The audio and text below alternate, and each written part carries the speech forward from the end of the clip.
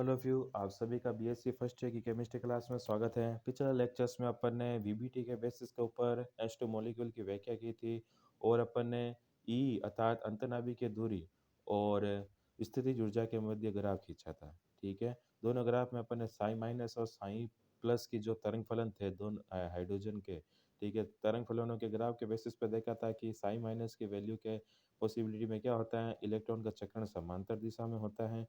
ठीक है, इस कंडीशन में इलेक्ट्रॉन का चक्र समान दिशा में हो तो क्या होता है, ऊर्जा, ठीक है, अर्थात ई की वैल्यू ज़्यादा होती है। इस वजह से क्या बॉन्डिंग नहीं हो पाती।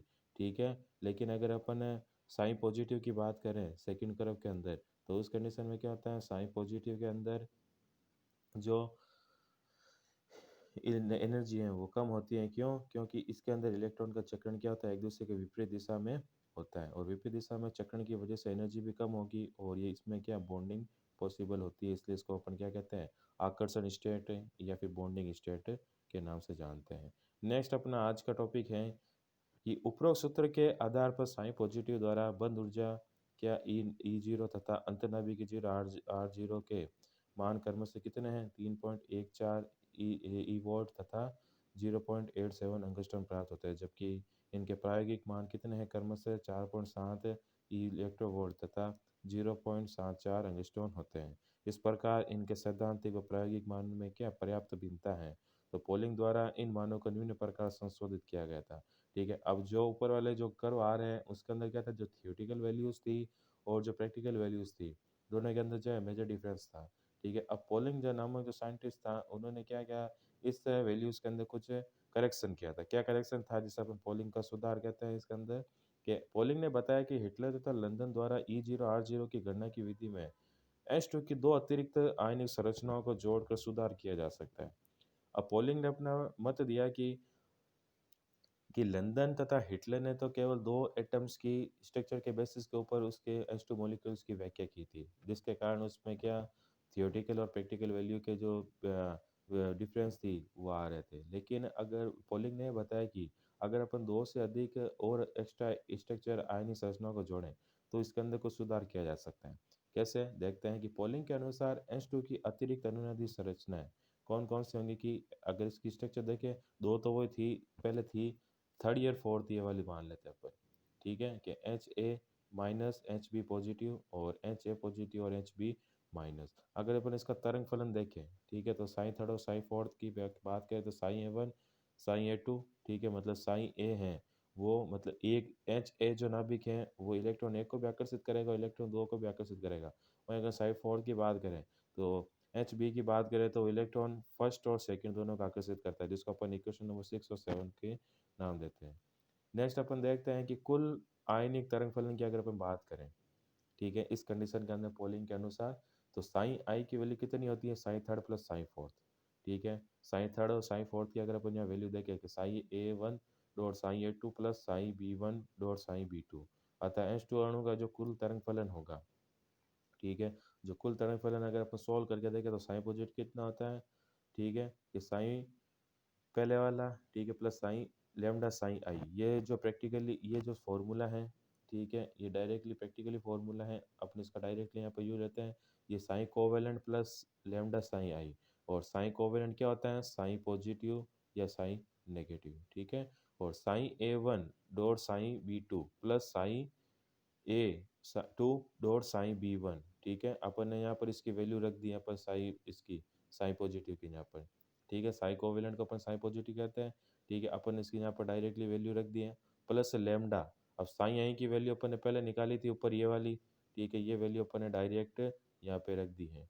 ठीक है, तो पूरा अगर इसको सॉल्व करें तो टोटल साइन होता है, ठीक है, तो साइन सहसंयोजक प्लस साइन सहसंयोजक प्लस लेमडा साइन आयनिक उसके बराबर होता है। अतः लेमडा यहाँ पर क्या है, स्थिरांक है, और एच टू होने के लिए इसका वैल्यू कितनी होती है, लेमडा बराबर 0.017। ठीक है, अब ये वैल्यू यहाँ पर प्रैक्टिकली है, ठीक है, इसका अपन डायरेक्टली यूज लेते हैं।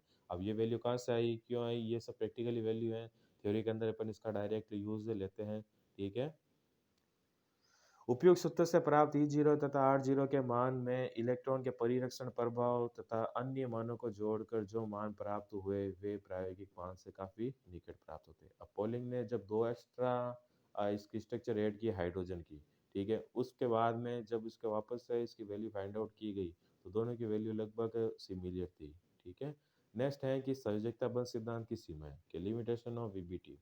वैलेंस बॉन्ड थ्योरी की कौन कौन सी लिमिटेशन है कि वीबीटी के अनुसार दो परमाणुओं के मध्य अयुग्मित इलेक्ट्रॉन के साझे से उनका युग्मन होता है तथा बंध बनता है, अर्थात अणु में सारे इलेक्ट्रॉन युग्मित हो जाते हैं, जबकि कुछ अणु या आयनों में क्या होते हैं, अयुग्मित इलेक्ट्रॉन उपस्थित रहते हैं, ठीक है। वैलेंस बॉन्ड थ्योरी क्या वीबीटी के अनुसार तो ये था कि जो अयुग्मित इलेक्ट्रॉन है उनकी क्या हो जाती है, पेयरिंग हो जाती है, और पेयरिंग करके वो क्या बॉन्ड का फॉर्मेशन कर लेते हैं।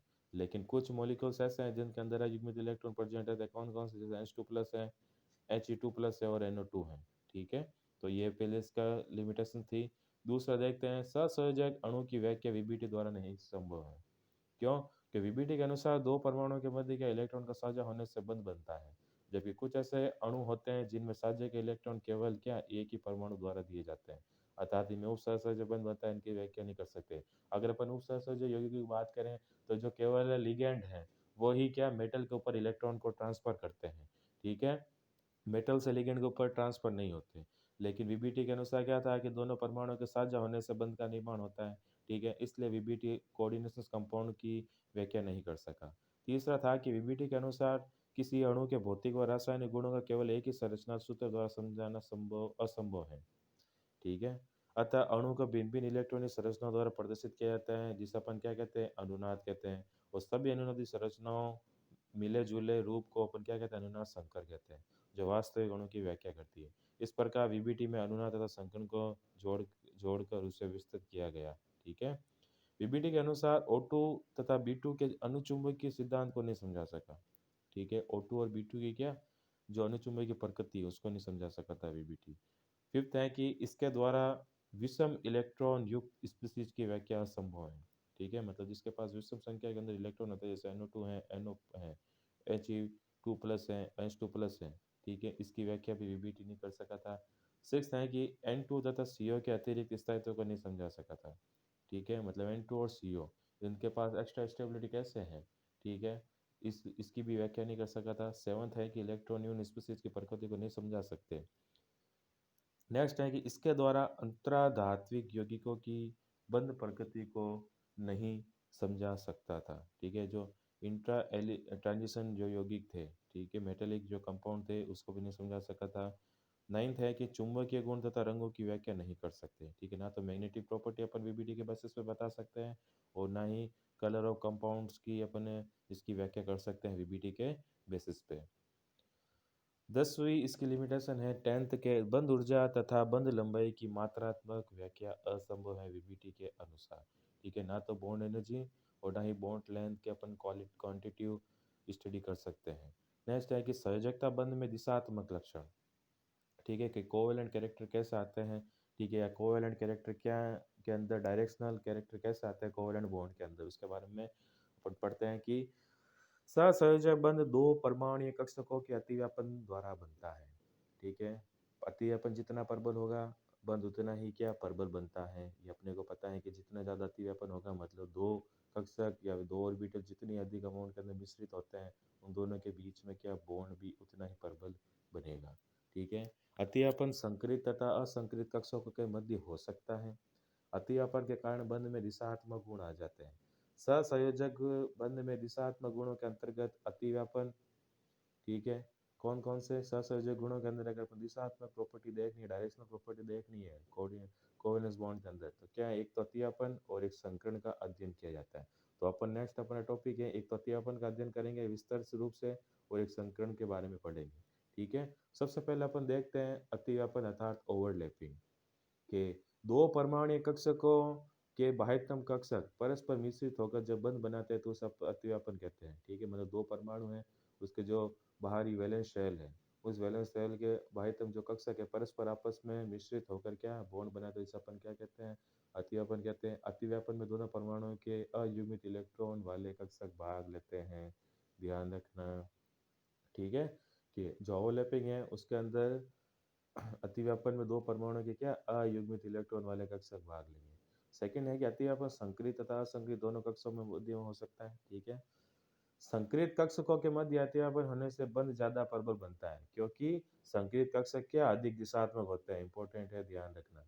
पूछा जा सकता है कि जो हाइब्रिडाइज ऑर्बिटल है उसके अंदर ओवरलैपिंग ज्यादा स्ट्रांग होती है, क्यों? क्योंकि जो हाइब्रिडाइज ऑर्बिटल होते हैं पहले से जिनके अंदर संकरण हो चुका होता है, ठीक है, वो उसके अंदर क्या डायरेक्शनल प्रॉपर्टी ज्यादा होती है। सेकंड है कि एक्स कक्षकों के मध्य अतिव्यापन से बंध दुर्बल बनता है, क्यों? क्योंकि एस कक्षक गोलाकार होता है, अर्थात इलेक्ट्रॉन का घनत्व किसी विशेष दिशा में ज्यादा नहीं होता। ठीक है, अगर अपन एस ऑर्बिटल की बात करें तो उसके अंदर क्या आती है, अपन ओवरलैपिंग कम होगी, क्योंकि एस ऑर्बिटल क्या, अगर शेप की बात करें तो एस ऑर्बिटल का जो शेप होता है वो राउंड शेप होता है। ठीक है, क्योंकि एस गोलाकार है तो इलेक्ट्रॉन का घनत्व कोई एक फिक्स दिशा के अंदर ज्यादा नहीं होगा, तो चारों तरफ इसके अंदर जो इलेक्ट्रॉन है वो फैले रहते हैं। इस वजह से एस ऑर्बिटल वाले कक्षकों के अंदर संकर्ण कम होता है। तो S S, S P, P P, S S P और एस एस पी टू। तो प्रबलता का अगर अपन क्रम देखें, इंपॉर्टेंट है, ध्यान रखना। अतिव्यापन का अगर आपको ओवरलैपिंग का क्रम पूछ ले तो सबसे ज्यादा किस्मों का पीपी के अंदर होगा। ठीक है, उसके पश्चात अतिव्यापन किस में होगा, एक नंबर पे ही आएगा, दो नंबर पे एसपी। सबसे लास्ट के अंदर क्या आएगा, मतलब सबसे कम अतिव्यापन की संभावना किस में होती है, एसएस के अंदर, मतलब सबसे कम दुर्बल सब और सबसे दुर्बल किस्मों का एस के अंदर, एस के अंदर होगा। और सबसे प्रबल अगर अतिव्यापन की बात करें अगर अपन तो किस में होता है, पीपी की। अब यहाँ पे आगे दे रखा है कि एक और रिलेशन के पी परसेंटेज इज समानुपाती प्रबलता, मतलब जितने ज्यादा पी कैरेक्टर होंगे, ठीक है, उतने ही ज्यादा क्या अतिव्यापन होगा। मतलब sp3, ठीक है, पे कैरेक्टर इसके अंदर ज्यादा है, ठीक है, तो इसकी प्रबलता ओवरलैपिंग की ज्यादा होगी। इसके पश्चात अगर अपन देखें sp2, इसके अंदर क्या है, पी कैरेक्टर कम है, ठीक है, दोनों से, तो इसके अंदर अतिव्यापन थोड़ा कम होगा।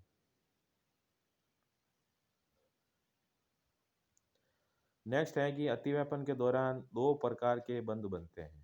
ठीक है, इस टॉपिक को हम अपने अगले लेक्चर्स के अंदर कंटिन्यू करेंगे और देखेंगे कि ओवरलैपिंग के दौरान कौन कौन से टू टाइप्स के बॉन्ड का फॉर्मेशन होता है।